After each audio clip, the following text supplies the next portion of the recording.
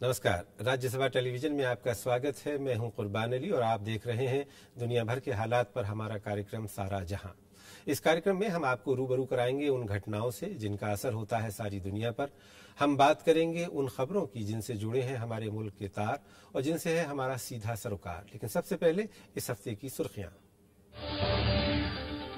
चीन में हिंसा की बड़ी वारदात, शिनजियांग प्रांत में 30 की हत्या, 100 घायल।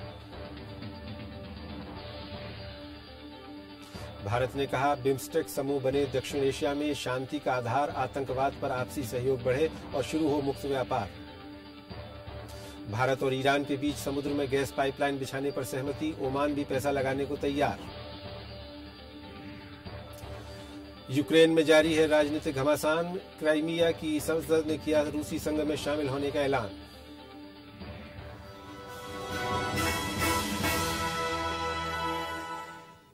और आइए अब खबरों का सफर शुरू करते हैं और देखते हैं इस हफ्ते हमारे आसपास कौन सी घटनाएं रहीं बेहद खास।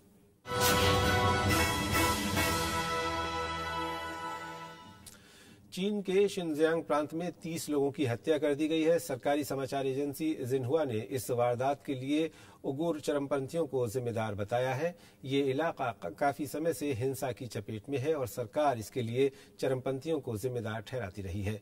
वहीं स्थानीय लोगों का कहना है कि हिंसा की वजह जातीय तनाव और सरकार की गलत नीतियां हैं।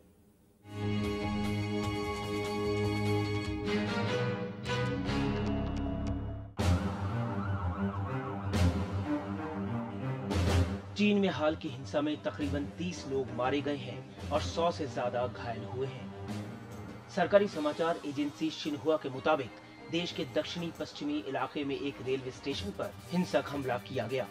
चश्मदीदों के मुताबिक हमलावर काले कपड़े पहने थे। सरकार ने शिनजियांग के उगुर चरमपंथियों को इसके लिए जिम्मेदार ठहराया है। 我相信有关的部门呢会及时的对社会来公布 有关的结果。我在这里想强调的是， करीब 16 लाख वर्ग किलोमीटर क्षेत्रफल के साथ शिनजियांग चीन का सबसे बड़ा प्रांत है। इसकी सीमाएं रूस और भारत समेत मध्य एशिया के 8 देशों को छूती हैं। यहाँ मंगोल, ताजिक और हुई जाति के लोगों की खासी तादाद है, लेकिन कुल आबादी में उगुर जाति की हिस्सेदारी 50% से ज्यादा है। उगुर तुर्की भाषी मुसलमान हैं, जिनका जुड़ाव सांस्कृतिक तौर पर चीन से ज्यादा मध्य एशिया से है। 灭绝人性的、滥杀无辜的暴力恐怖分子，他站在了任何一个民族的对立面，站在了任何一个宗教的对立面，是全人类、全世界共同的敌人。 इस इलाके में तेल और खनिज के बड़े भंडार हैं और चीन सरकार ने यहाँ खासा निवेश भी किया है, लेकिन उगुर समुदाय की शिकायत है कि चीनी सरकार उनकी अनदेखी करती रही है। उनके मुताबिक सरकार ने शिनजियांग में बड़ी तादाद में हान जाति के लोगों को लाकर बसा दिया है, जो उनके हिस्से के संसाधनों पर कब्जा करते जा रहे हैं। 那中国人民的人权状况怎么样？中国人民是最有发言权。美国呢，总是喜欢对别国的事情指手画脚。 说三道四，对自己的事情却只字不提，这就是典型的双重标准。 शिनजियांग में east Turkmenistan Islamic movement of Uzbekistan और इस्लामिक जिहाद यूनियन जैसे चरमपंथी संगठन सक्रिय हैं, जिनका जन्म उगुर हितों की रक्षा के नाम पर हुआ था। चीन सरकार का कहना है कि ये संगठन अब अंतर्राष्ट्रीय आतंकी समूहों के साथ मिलकर हिंसा को बढ़ावा दे रहे हैं। Bureau report, Rajya Sabha TV. उधर भारत, ओमान और ईरान के बीच समुद्र के रास्ते गैस पाइपलाइन बनाने पर एक बार फिर से सहमति बनती हुई दिख रही है। इस पाइपलाइन के बनने से भारत की ऊर्जा जरूरतें बहुत हद तक पूरी होंगी। इसके अलावा सामरिक तौर पर भी ये परियोजना काफी अहम साबित होगी।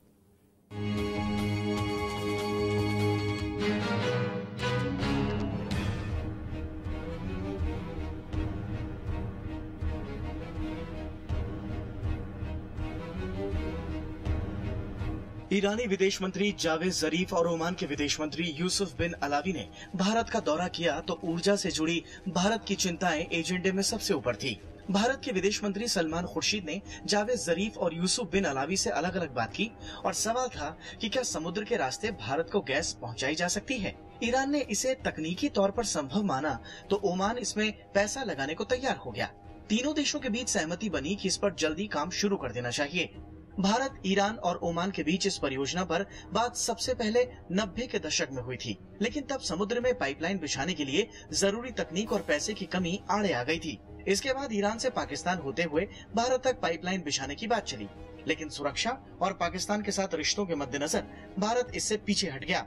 भारत चाहता है कि कोई भी गैस पाइपलाइन पाकिस्तानी सीमा की बजाय अंतर्राष्ट्रीय समुद्र से होकर गुजरे। तकनीकी विकास के चलते समुद्री गैस पाइपलाइन परियोजनाएं अब आम हो चली हैं। ईरान के साथ अब ओमान भी इसका हिस्सा बनना चाहता है, तो ये परियोजना संभव होती दिख रही है। सामरिक नजरिए से भी ये परियोजनाएं काफी अहम हैं। इससे ईरान का पश्चिमी एशिया में दबदबा बढ़ेगा और इस इलाके में भारत की भूमिका का विस्तार होगा। इधर ईरान पर लगे अंतर्राष्ट्रीय प्रतिबंधों के खत्म होने और विश्व बिरादरी में उसकी स्वीकार्यता बढ़ने के हालात बन रहे हैं। ऐसे में भारत ईरान के साथ अपने पुराने रिश्तों और ठंडे बस्ते में डाल दी गई परियोजनाओं को दोबारा जिंदा करने की पूरी कोशिश में है। जैगम मुर्तजा, राज्यसभा टीवी। और अब बात बिम्स्टेक सम्मेलन की। भारत ने कहा है कि एशिया के विकास के लिए बिम्स्टेक समूह के देशों में शांति और स्थिरता जरूरी है। म्यांमार में आयोजित बिम्स्टेक सम्मेलन में भारत ने हिंसा को दक्षिण एशिया के पिछड़ेपन की एक बड़ी वजह बताया। भारत ने कहा कि इन देशों की सुरक्षा को अलग अलग करके नहीं देखा जा सकता। इसके अलावा भारत ने इन देशों के बीच संचार और परिवहन के इंतजाम सुधारने पर भी जोर दिया। एक रिपोर्ट।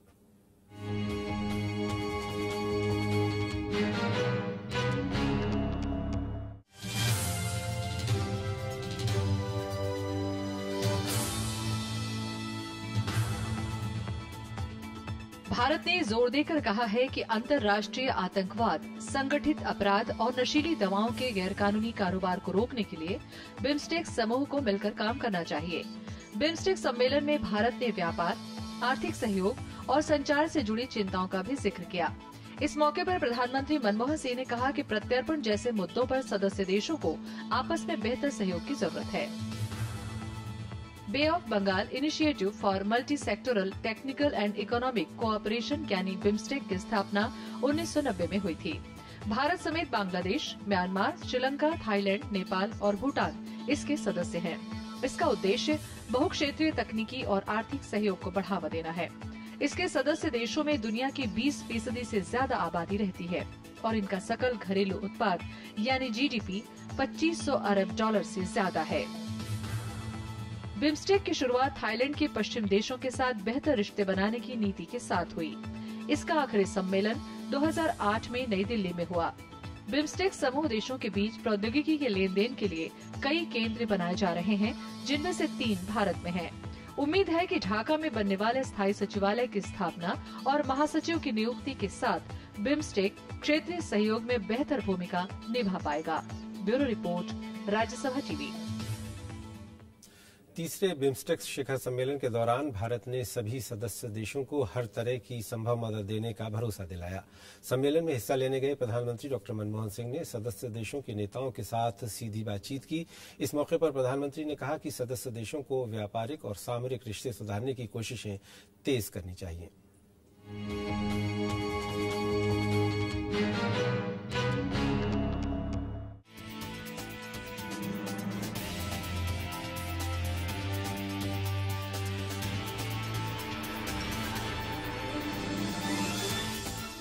भारत बिम्स्टेक सदस्यों के बीच राजमार्ग, जल परिवहन, एशियाई राजमार्ग नेटवर्क और आसियान संपर्क योजना के अलावा कई और मुद्दों पर काम कर रहा है।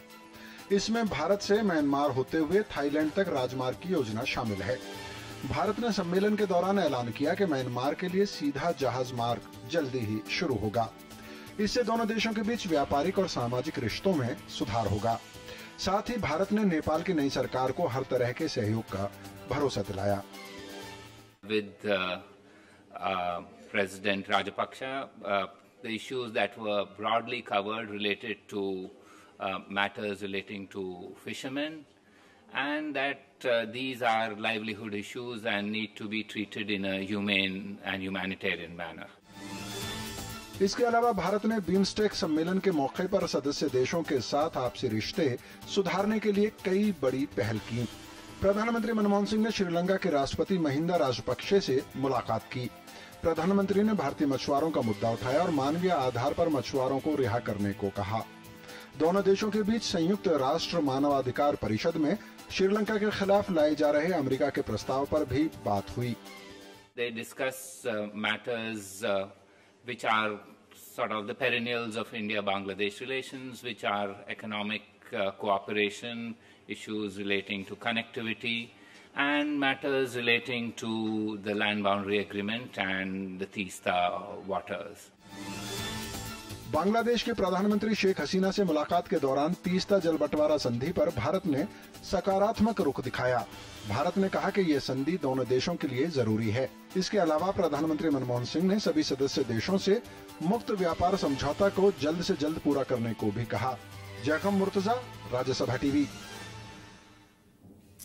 और इसी विषय पर बात करने के लिए हमारे साथ हैं भारत के पूर्व विदेश सचिव सलमान हैदर। सलमान हैदर साहब, बहुत बहुत स्वागत है कार्यक्रम में आपका। आपका एक लंबा तजर्बा रहा है भारतीय विदेश सेवा में, विदेश नीति को नए आयाम देने में भी आपका काफ़ी रोल रहा है। ये जो बिम्स्टेक की शुरुआत हुई थी 1990 में, 1990 से 2004 तकरीबन 24 साल का अरसा, तीसरा ये शिखर सम्मेलन था। इससे पहले एक पहला सम्मेलन बैंकॉक में हो चुका है, दूसरा भारत में हुआ था और तीसरा अब ये म्यांमार में हुआ है। कितना हद तक हमारा ये बिम्स्टेक ने अपना रास्ता तय किया है? अभी तो मुझे लगता है अभी शुरुआत है। हालांकि 3 समिट्स हो चुके हैं, फिर भी कोई इतने बड़े फैसले नहीं हुए हैं जिनसे ये रीजन में बहुत बड़ा असर रहे जी। लेकिन इशारे मिल चुके हैं कि हम इस तरफ बढ़ना चाह रहे हैं।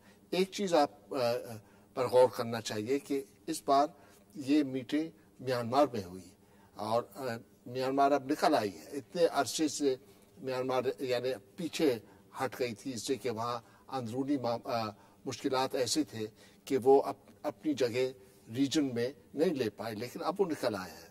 तो ये भी एक पॉजिटिव डेवलपमेंट है जिसका असर होना चाहिए। आपने बात की कि इशारों में देखना चाहिए, वो क्या इशारे हैं?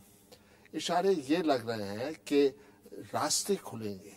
सबसे पहले आने जाने में जो आज अब तक पाबंदियां हैं वो कम हो जाएंगी और इससे तिजारत बढ़ेगी, इससे सबका इकोनॉमिक प्रॉस्पेरिटी पर असर होगा और इसी तरफ बिम्स्टेक आगे बढ़ना चाह रहा है। उनका कोई यानी किसी के खिलाफ नहीं है। वो जो मेंबरान हैं उनकी ख्वाहिश ये है कि वो आपस में अपने ताल्लुकात बढ़ाएं और फायदा उठाएं। जी, इसमें बिम्स्टेक में बर्मा है, म्यांमार जो अब हो गया है, बांग्लादेश है, भारत है, श्रीलंका है, भूटान है और थाईलैंड का भी प्रतिनिधित्व होता है। और ये संभवतः भारतीय प्रधानमंत्री डॉक्टर मनमोहन सिंह का शायद आखिरी विदेश दौरा था प्रधानमंत्री के नाते, क्योंकि चुनावों की घोषणा हो गई है। कई सारे समझौतों पर वो हस्ताक्षर करके वहाँ आए हैं। खास करके अगर बांग्लादेश में बात करें तीस्ता के संबंध में, इसको लेकर के काफ़ी संशय थे, काफ़ी कन्फ्यूजन भी था। क्या आपको लग रहा है कि बांग्लादेश के साथ हमारे रिश्तों में सुधार की बात कुछ बढ़ रही है? बांग्लादेश के साथ हमारे रिश्ते इस वक्त बहुत अच्छे हैं। हमारे प्रधानमंत्री और उनके प्रधानमंत्री में यानी इतने बार वो मिले हैं, बातचीत हुई है, उन्होंने फैसला किया है कि आगे बढ़ना चाहिए और किस तरह हम बढ़ सकते हैं। ये अलबत्ता ये हुआ है कि पिछले बार जब तीस्ता पर फैसला होने वाला था नहीं हो पाया। वो उसके बावजूद हमारे रिश्ते जो हैं तो टूटे नहीं हैं और ये कोई बदमज़गी इतनी नहीं रही है।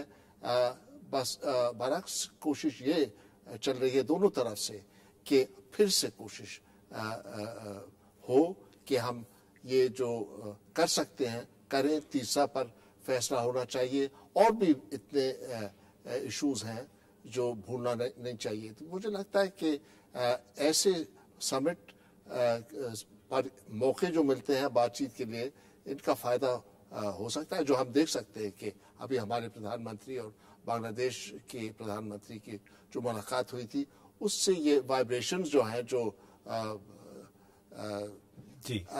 आइडियाज जो निकले हैं, वो अच्छे निकले। ये तो भारत और बांग्लादेश संबंधों की बात हुई। प्रधानमंत्री का पिछला 10 वर्षों का जो ये कार्यकाल रहा, इसकी एक खास उपलब्धि मानी जाती है लुक ईस्ट पॉलिसी। आसियान के साथ हमारे रिश्ते बेहतर हुए, आसियान के साथ संपर्क बढ़ा, और उसी क्रम में अब ये बिम्स्टेक है कि जिसको मजबूती दी जा रही है। हालांकि उतना नहीं बढ़ पाया, आपने खुद भी ये माना कि जितना होना चाहिए था 24 सालों में बहुत ज़्यादा प्रगति नहीं हुई, लेकिन फिर भी जो भी प्रगति हो रही है, तो चूंकि इसमें थाईलैंड भी है और भारत अब आसियान का एक तरह से हिस्सा बन रहा है, तो भारत और थाईलैंड के बीच में कुछ बात बढ़ते हुए दिखेगी आपको? जी हाँ, ज़रूर बढ़ी। थाईलैंड में बहुत तरक्की हुई है और ताल्लुकात उनके इन्हें कोई इंटीमेट नहीं है जिस तरह और पड़ोसी देशों के साथ हैं, लेकिन फिर भी बहुत अच्छे ताल्लुकात हैं। ये बिम्स्टेक का आइडिया ये है कि बे ऑफ बंगाल के इर्द गिर्द जो ममालिक हैं, उन्हें आपस में अपने ताल्लुकात बढ़ाने चाहिए। बंगाल की खाड़ी की सीमा जहाँ जहाँ लगती है। जी।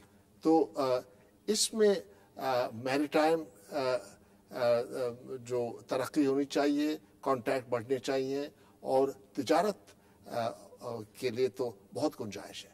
लेकिन 24 साल में भी सलमान साहब अभी तक इसका परमानेंट सेक्रेटेरिएट नहीं बन पाया। अभी भी बात कही गई है कि शायद ढाका में बनाने की बात हो रही है। आखिर क्यों ऐसा क्यों है कि बहुत ज़्यादा दिलचस्पी नहीं दिखाई सदस्य देशों ने? ये भी आपने सही बात कही कि सेक्रेटेरिएट नहीं बढ़ पाया, और ये ऑर्गेनाइजेशन जो है, इसमें इतनी ताकत अभी नहीं आई है। आइडियाज़ हैं, एटमॉस्फेयर अच्छा है, जो पार्टिसिपेंट्स हैं सब चाहते हैं कि तरक्की हो, लेकिन अब तक हुई नहीं है जहाँ तक हो सकती है। इसलिए कि हमें ये भी याद रखना चाहिए कि इस रीजन में पॉलिटिकल प्रॉब्लम्स रहे हैं। म्यांमार का भी जिक्र हुआ था कि वहाँ अंदरूनी प्रॉब्लम्स बहुत सख्त रहे हैं, अब वो निकले हैं। और अब थाईलैंड में भी। और तो ये प्रॉब्लम्स जो हैं, इनका भी सामना करना ज़रूरी है। लेकिन मुझे लगता है कि ये अब रास्ता निकल रहा है, और आगे जो है, आगे सालों में जो पॉलिटिकल कमिटमेंट है हर तरफ से, जैसे हमारे प्रधानमंत्री गए हैं, वो हर जगह नहीं जाते हैं, लेकिन जहाँ वो समझते हैं कि उनका जाना लाजमी है, तो वो जाते हैं, और उनकी मौजूदगी का असर हुआ है। उससे एक मोमेंटम बढ़ता है, उनके और लीडरान की मौजूदगी से ये मोमेंटम बढ़ता है। सलमान साहब, एक और ख़ास बात इस सम्मेलन के दौरान जो अंडरलाइन की गई, वो ये है कि प्रीफरेंशियल ट्रीटमेंट यानी तरजीही दर्जा आपस में सदस्य देश एक दूसरे को दें, ताकि आपसी व्यापार और जो बिजनेस है वो बढ़ सके। वैसा नहीं हो पा रहा है, क्या अड़चन है इसमें आपको लग रही है?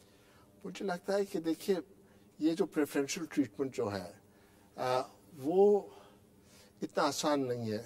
दुनिया, सब लोग कहते हैं कि ऐसी दुनिया, यानी ये ताल्लुकात दुनिया भर में बढ़ रहे हैं, सब लोग चाहते हैं कि वो पीछे ना रह जाएं, जो उनके इंटरेस्ट के खिलाफ ऐसे ये ग्रुपिंग्स ना बने।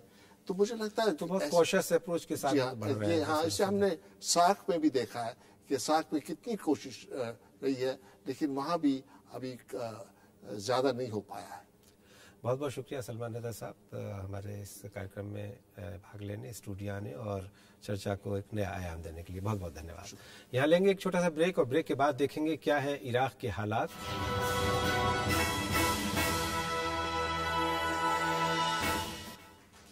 ब्रेक के बाद एक बार फिर आपका स्वागत है, और आइए अब देखते हैं खबरें पश्चिम एशिया से।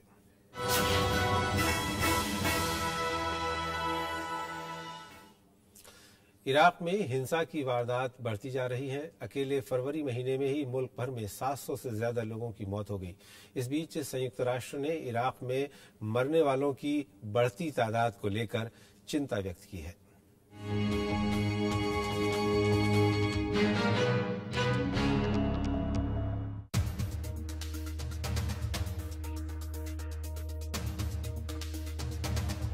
इराक में तमाम कोशिशों के बावजूद हिंसा कम नहीं हो रही है। पश्चिम इराक के अलम्बार प्रांत में ही फरवरी महीने के दौरान 300 से ज्यादा मौत हुई। इससे पहले जनवरी माह के दौरान इराक में 733 लोग मारे गए थे। चरमपंथी हमलों में आम नागरिकों की बढ़ती तादाद से संयुक्त राष्ट्र भी नाखुश है। यूएन ने सरकार से कहा है कि नागरिकों की हिफाजत के पुख्ता इंतजाम किए जाएं।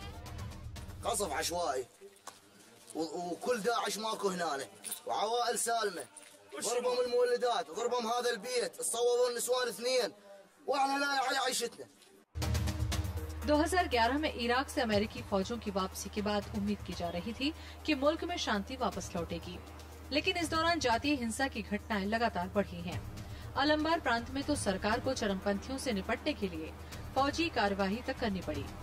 इस सब के बावजूद आतंकी बगैर किसी रोक टोक के किसी भी जगह वारदात को अंजाम देने लगे हैं। व्यापारिक ठिकानों, बाजार, चौराहों के साथ साथ हाई सिक्योरिटी ग्रीन जोन भी बम धमाकों की जद में आया है। هذا الشيء اكيد نحمل مسؤوليه الدوله والجهات الامنيه، نحملها مسؤوليه القاطع الشرطه والجيش اللي بمدينه الصدر. قبل ايام حصل انفجار عبوات ماسفه في هذه المنطقه، اجوا وقفا دورتين مال الشرطه ومال الجيش. अमेरिकी फौजों की वापसी से पहले इराक में 2003 से लेकर 2011 के बीच तकरीबन 4,61,000 इराकी मारे गए। इसमें भी जातीय हिंसा में मरने वालों की बड़ी तादाद थी। सरकार का कहना है कि पड़ोसी देशों का दखल इस हिंसा के लिए जिम्मेदार है, जबकि अलम्बार प्रांत के असंतुष्ट लोग सरकार पर अपनी अनदेखी का आरोप लगाते रहे हैं। Bureau report, Rajya Sabha TV. उधर इजराइल का सीरिया के गृह युद्ध में दखल बढ़ता जा रहा है। हाल ही में लेबनान से लगी सीमा पर इजरायली विमानों ने बमबारी की। अब सीरिया ने आरोप लगाया है कि इजराइल ने गोलान पहाड़ियों से सेनाएं पीछे हटाने को लेकर किए गए समझौते का उल्लंघन किया है। सीरिया ने कहा है कि इजराइल ने अल हमदी गांव के पास एक स्कूल पर 4 मिसाइल दागे। इसके अलावा अल हरिया में एक सीमा चौकी पर टैंक से किए हमले में सीरिया के 4 नागरिक जख्मी हुए। और आइए अब देखते हैं खबरें दुनिया भर से।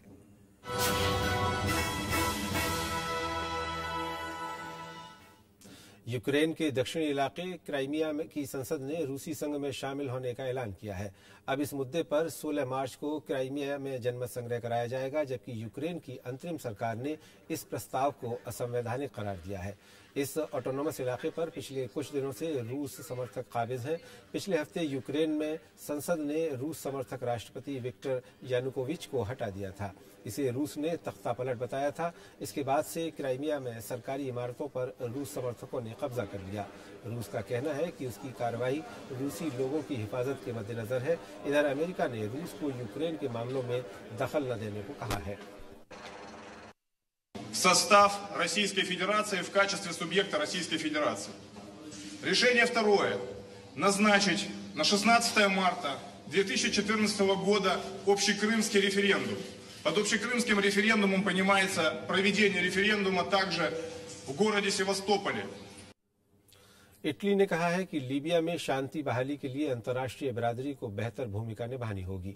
लीबिया में सुरक्षा और स्थिरता के मुद्दे पर रोम में आयोजित सम्मेलन में इटली के विदेश मंत्री फेडरिका मोगेरिनी ने कहा कि लीबिया में सुरक्षा को लेकर ज्यादा कोशिशें करनी होंगी।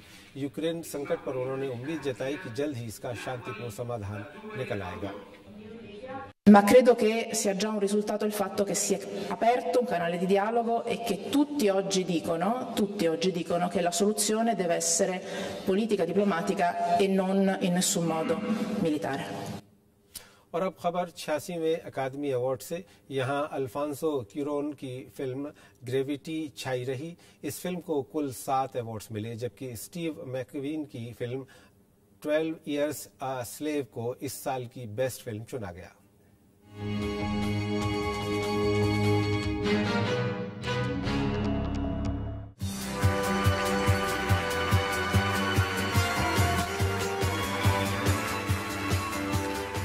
इस साल के ऑस्कर अवार्ड्स को यदि एक लफ्ज में बयां करना हो तो वो लफ्ज यकीनन ग्रेविटी ही होगा।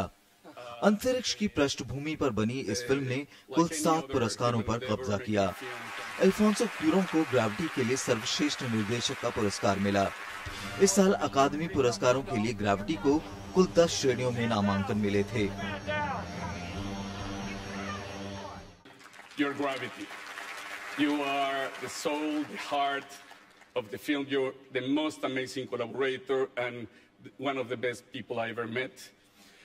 अमेरिका के गुलामी के इतिहास को बयां करने वाली स्टीव मैककिन की film 12 Years of a Slave को सर्वश्रेष्ठ फिल्म के पुरस्कार से नवाजा गया, जबकि इस फिल्म में अभिनय के लिए लुपिटा न्योंग को सर्वश्रेष्ठ सह अभिनेत्री तो जॉन रिडले को बेस्ट अडॉप्टेड स्क्रीन प्ले का खिताब मिला।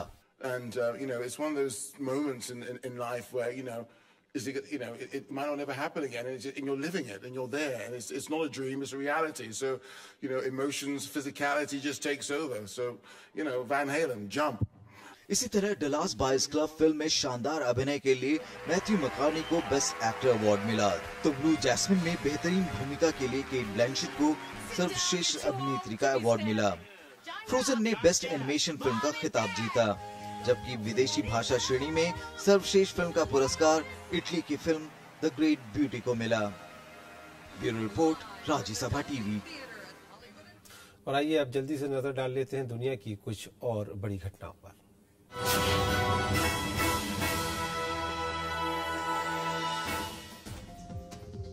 यूक्रेन में रूसी सैन्य बल की तैनाती के मुद्दे पर यूरोपीय संघ के नेताओं की ब्रसेल्स में बैठक हुई।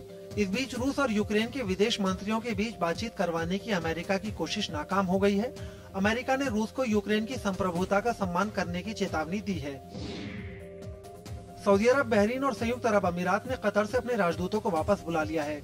इन देशों का आरोप है कि कतर उनके आंतरिक मामलों में दखल दे रहा है।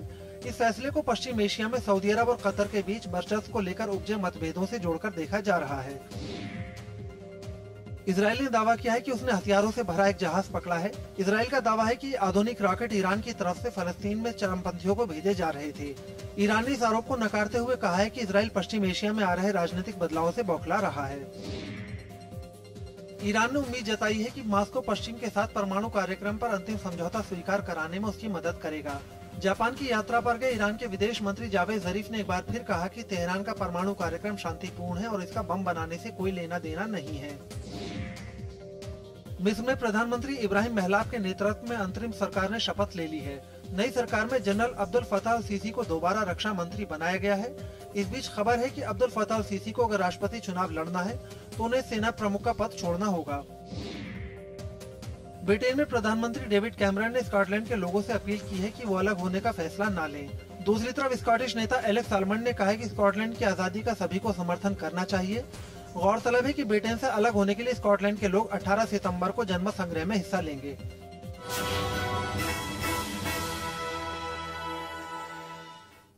तो सारा जहां में आज बस इतना ही। अगले हफ्ते आपसे फिर मुलाकात होगी, लेकिन देश और दुनिया की बाकी खबरों के लिए बने रहिए हमारे साथ और देखते रहिए राज्यसभा टेलीविजन। फिलहाल आपको छोड़ जाते हैं पॉप गायिका बेयोंस नोल्स के कंसर्ट की कुछ झलकियों के साथ, जो उन्होंने इंग्लैंड के मैनचेस्टर में किया।